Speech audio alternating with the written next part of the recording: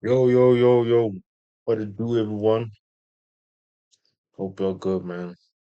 Just got out of watching Avatar 3, Avatar Fire and Ash.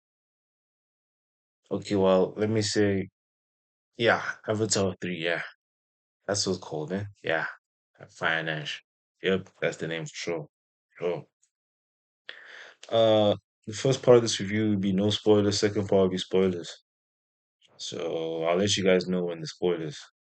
Um, First off, uh, I'd like to say this movie started off pretty good, Like we're getting back in the groove of things, slow build up. Well, not necessarily slow, but like they bring us back into this world.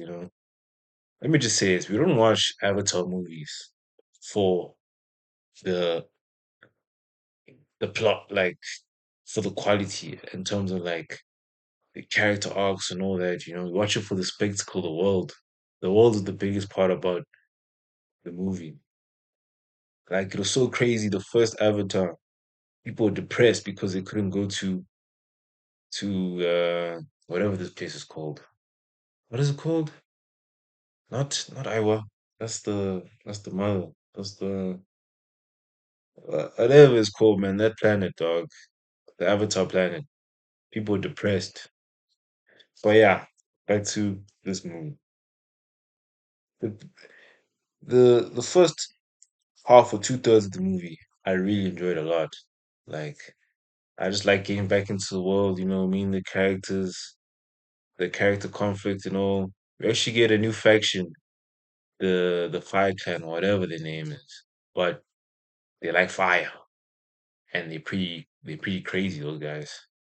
I wanted they brought a new twist to this movie, because the whole time for the past two movies, the the Navi people were seen as the like they were seen as like godly creatures, as in like they couldn't do any wrong, like they were good people. And then the sky people, the humans, were all the bad people. But this movie showcases that even the Navi, some of them are evil. And this Fire Clan is pretty cool. I won't lie. I do feel like they were underused though.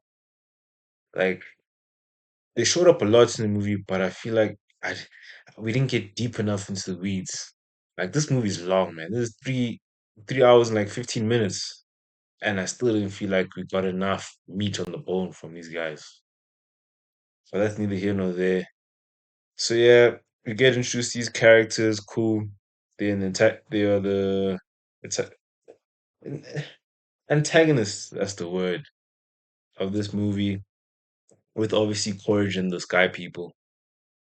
So it brings a new dynamic of Navi fighting Navi and fighting Sky People. It's a very cool dynamic, I guess. I do feel like there was a huge missed opportunity in this movie.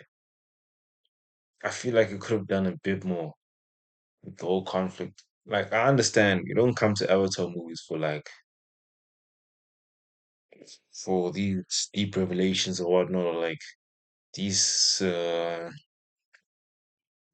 do you say risky or like yeah risky plot lines in terms of like taking it there, doing the subversive thing.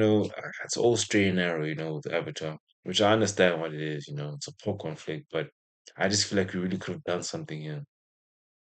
And I won't lie, I do feel like this movie traded on the same plot lines as the second movie a lot of the time. Especially that third act. That third act in the second movie's third act, bro. They're the same, literally. They are the same. But yeah, other than that, like I wasn't the biggest fan of the third act because they were, as I said, it felt the same, it felt repetitive. But yeah, that's all I can say for the non-spoiler. Let me get into the spoilers. Bro, what is Courage doing with that Fire Navi lady, bro? I won't lie. She's a dope character, yo. That Fire Navi lady is a dope character, dog. Yo, like a whole backstory of her, her town got her, her village or whatnot got burnt, and she went to the fire and all that. That's pretty dope, man. Also like the dynamic with her and Courage, and like she kind of a cult, because it's basically a cult. It's a fire cult. It's not a people. It's not a group of people. It's a cult basically. They somehow rope Courage into this thing. Obviously, like it's not like she's fully manipulating, but they're equals in the sense of he gets what he wants, she gets what she wants, you know? And as you see throughout the movie, he starts feeling like he's more of them than the actual humans. He even starts painting himself like them and all that. He even stops wearing clothes. Like, obviously, he's in love with this lady, but he also feels like he's become one than another. And I feel like also one of the themes of this movie is how Courage, like how Jake says in the close to the third act or the third act of the movie, he says, Courage is dead. You're free now. As talking to obviously Courage. But like the human Courage is dead. So he's telling him like, yo, like open your eyes to this world. And I feel like even though Courage is a bit against it, he opens up, you know, which was cool. Like I'm just trying to stay on the positives right now before I get into negatives, you know. And then we have obviously the Sally family. They cool, you know. We have Neytiri. She's going through her stuff, obviously. But I won't lie, guys. Now on to the negatives, right? What the hell were they doing with Monkey Boy, uh, Gorgeous son? What's his name? Pirate? No, no, I even forgot his name, bro. But that dude, Gorgeous son, the human. Why can he breathe now? I don't get it. The whole point of his character was him being different in the sense of he can't do the things that they can do. Obviously, he's still different, but like it's not enough. Now he even has that thing where you can connect. Nah, Spider, that's his name, Spider. I just don't get it. Like, why? Was it necessary? Like, he shouldn't be breathing. Like, what made his character interesting? I didn't even find his character even interesting, but like somewhat different was the fact that he's a human that is a part of this world. But obviously, he's in conflict because you can't breathe the air and all that stuff, you know. But now all of a sudden he can. Ah, man, that kind of ruined the character. Like, he became useless to me. Like, now he's basically one of the children, literally. Obviously, in this movie, Jake obviously officially claims him as his son, you know. Well, also Courage obviously claims him as his son because he's his son, his yeah son. But Jake officially is like, yeah, no, you're my son, you know. Like towards the end, because for whatever reason you wanted to kill him because of that thing inside him. So whatever it's called, man. There's just too many terms, bro. There's too many. But yeah, that thing inside him that allows him to breathe. The humans want it so they can colonize the planet, obviously. And obviously, Jake like thought about killing him, so that could never happen. So cool. We have that storyline. We have obviously Kiri trying to trying to connect with Ewa. Yeah, that one's okay. Like I'm not really too fussed about that. It is what it is. Loak trying to connect with the Pycon and his whale people, whatever the hell. I'm indifferent. That storyline was okay. Oh, Loak, ne? Yeah, Loak. And then Neytiri trying to deal with her trauma and stuff of like losing a child. That one was cool, you know. And like some of the revelations we find out, which we already kind of knew that like she kind of like despises her children or like not despises them as like she hates them or anything, but like she feels a certain type of way that she's not fully happy about her children because obviously Jake is a sky person, a human, and she obviously hates them. She's obviously come around to loving Jake, but like the parts of her children that are human, she hates those parts. And like she struggles to like fully connect to the children. So that was an interesting portion of the movie, I'll give it that. And then also uh the Courage. Okay, let's get into Courage, right? Courage, like he's a cool villain in terms of like I like his attitude towards things, his character's cool. But it's the same repetition every single movie. I want to kill this guy. At this point, dog, what's the point of killing Jake Sully? At this point, dog, it's just for the sport of it now. And like, so fine. I'll get onto the part I hate the most. Fine, he wants to kill him. Okay, he goes, he goes this fire clan. He joins them, and everything cool. On his mission to kill Jake. Fine. He gets Jake. He doesn't kill him. Fine. I don't know why he waits. Because last movie he was ready to kill him on that ship. But fine, he waits. So they can execute him in the morning. Fine. Obviously Jake's gonna escape, man. This is a movie. So fine. Yeah. And Jake, throughout this movie, encourages like this kind of battle of like kind of forgive each other, almost not forgive, but like accept each other and like stop fighting. Because they see the commonality in each other. And the thing that pisses me off the most, the reason why the third act annoyed me so much is why is he dying? Basically, first movie he dies. Second movie he comes back. Second movie, you think he dies, right? Obviously, Spider saves him. Third movie, this guy jumps off a rock, dog, into the fire and everything, acting like thinking that he's dead. Obviously, he's not dead. He's coming back for the fourth time. If they make another Avatar, he's gonna come back for the fourth time. Nah, guys. Oh no, nah. We need to call it quits there. Like, please. Like, Korg is cool. Like, this movie could have had the Korg turn. Like, it's clear that they want to make Korg an anti-hero. That he eventually turns and realizes what he's done is wrong. But man, time out, man. I'm like, I'm not trying to have Korg full time as a villain guy. I'm tired, man. The Fire Lady was cool though. She was dope. But also, some of the deaths in this movie, it's like this movie is like too scared to kill certain characters, and then they're okay with killing others. Like for what reason? That guy, I don't even know his name, but I want to put him on screen right now. That guy, this guy, bro. We just see one shot of him getting shot in the arm, in the chest, and then boom. We just find out later in the movie that he's dead.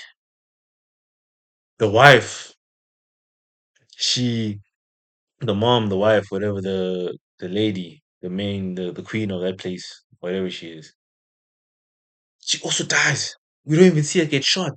You just see her crawl up and then tell Nitiri, I'm dying. Or I'm gonna push out this baby. And then she pushes out her baby. And then she dies.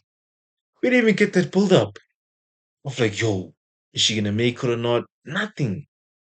Like what? Bro, like I'm not even like upset that these guys die. Like, yo, nah, man, I love these characters. Yo, I'm so sad they died. No, I'm indifferent. Like, but the point is, it's so undeserved. Like, because you have people like Loak and all the Sally crew do the craziest things, man, get into the craziest situations and still survive. And then you get these two guys out of nowhere just die the because you can see the movie was not gonna make sense. An all-out war was not gonna make sense if someone didn't die. And they're like, you can't kill someone close to Sally family because it all makes sense. We can't kill the daughters because nah. Obviously you can't kill the little girl, right? The little Took. You can't kill her. Fine. Obviously you can't kill Kiri because of her story, her character arc, right? Cool. And then you obviously can't kill Loak because you killed the older brother before, which the older brother was so obvious that he was dying in that second movie because they hardly even built up his character. It was basically the perfect time. It was so obvious. But cool, at least they took a skull in that movie. And then, but they decided, you know what? Let's kill the two characters that we've seen least on the screen. Some guy that we've only heard spoke twice in this movie. Let's kill him, and let's kill this wife or the mother, the queen of the water people. Like, does that make sense, guys? Nah, I was really not happy with that. And then having this whole storyline about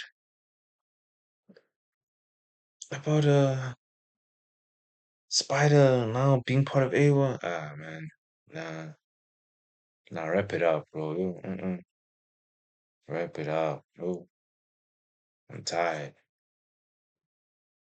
Like it was a it was a cool movie, for the first two thirds when I was still just in the world without any terms of like third act conflict of like knowing there's an end. It's cool. You see, when you're just in the world, just exploring, that's when it's at its best. But when it has to actually be a story, that's when it's weak, guys. Honestly, yo. Like, the theory was cool. Like, she eventually accepted Spider, eventually, right? She got over the issues. Uh, Jake, Jake eventually forgave himself and his son, even though we already went through that in the second movie that he finally saw his son. But then in the third movie, he's angry at his son again.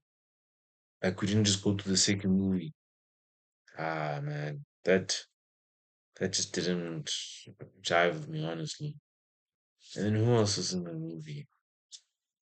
Oh, they bring back some characters from the first movie, which are they're useless. But I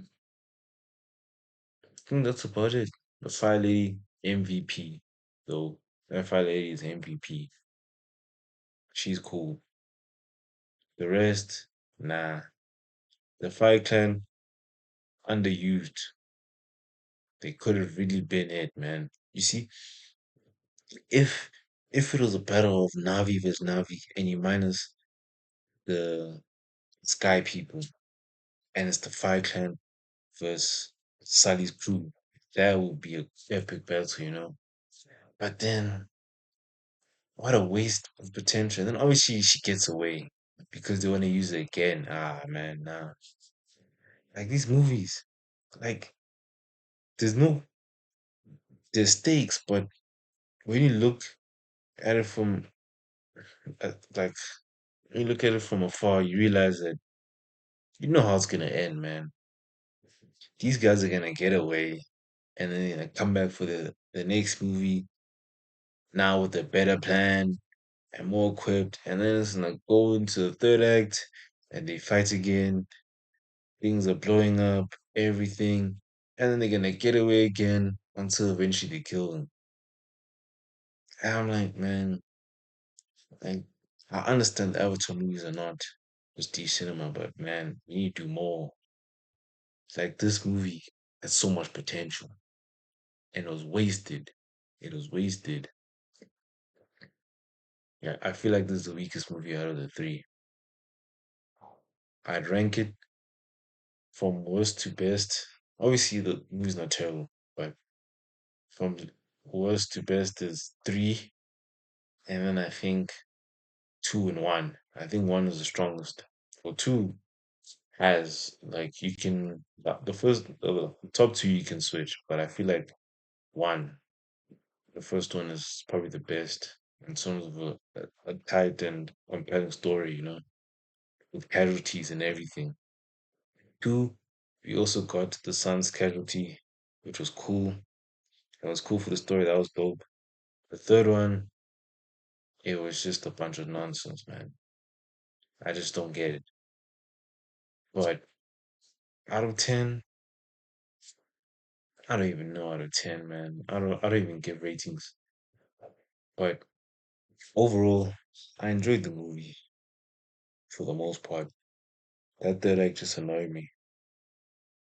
I just, it just missed potential, honestly.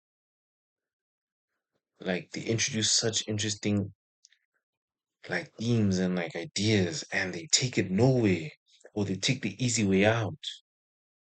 They don't actually try to ask the tough questions. Like imagine we have Neytiri. We find out from Neytiri that she hates or she despises her children in a certain way because of Jake's past and everything. But we don't get a resolution to that. The only resolution is, oh shoot, Spider saved you. Like you must accept him now. No, that doesn't work, man. But yeah, man, I'm just gonna carry on ranting here. But yeah, that's pretty much it. Appreciate